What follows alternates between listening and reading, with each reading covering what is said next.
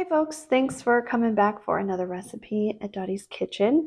This week I made two things for us to enjoy. One is a spice cake that Grandma wrote on her recipe card is the birthday one. So I never made this with her, but I like to imagine that maybe she did have it on her birthday. To go with the cake, I made her 7-minute frosting, which comes together in not quite 7 minutes, but close enough. And if you try them out, I hope you let me know what you think, and I hope you enjoy. Let you go, baby. I just want to tell you that no. Yeah.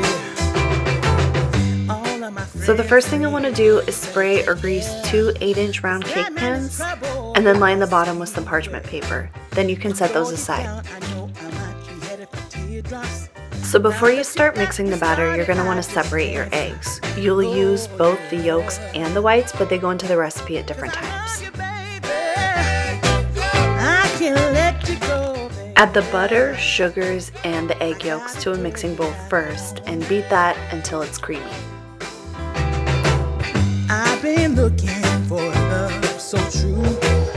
When I was down and out alone came you. Next you want to add the flour, the milk, all the spices, and then the vanilla, and then turn on that mixer again until everything is really well combined. I can't let you go, baby. I can't let you go, baby. The last thing you'll do is gently fold in those egg whites. You can do this part by hand. Once your batter's all mixed, you're going to want to split it evenly between those 2 prepared cake pans. Don't forget the best part. Put the cakes in a 350-degree oven for 25 to 30 minutes, and while they're baking, you can get started on the frosting.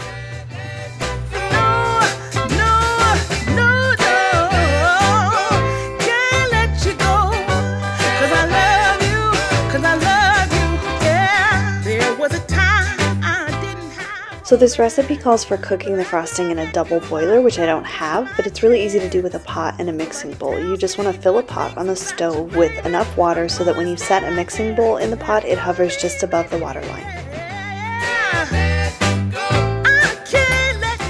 Add all your frosting ingredients except the vanilla to the mixing bowl and stir it to combine.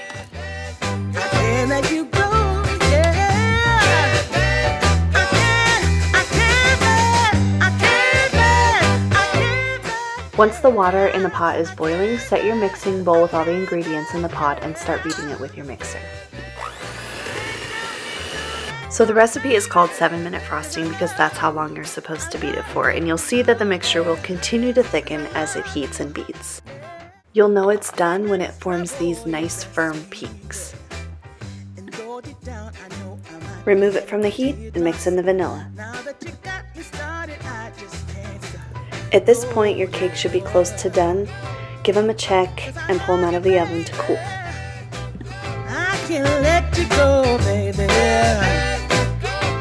Once they're completely cool, gently remove them from the pans and take off that parchment paper.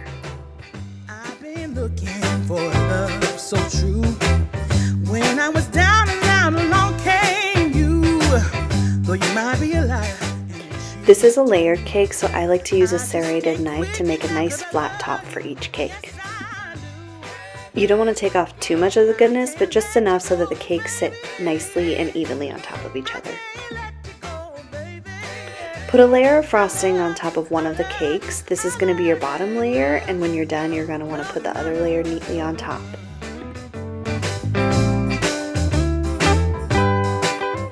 Then frost away.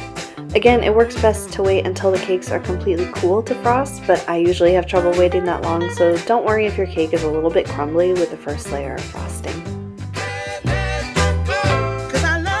A turntable can help make the frosting process easier.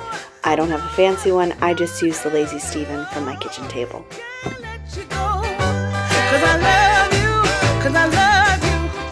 Of course, you want to use all the frosting. Make sure you get an even layer on there, give it a few finishing touches, and then you're done. You should, of course, dive in immediately.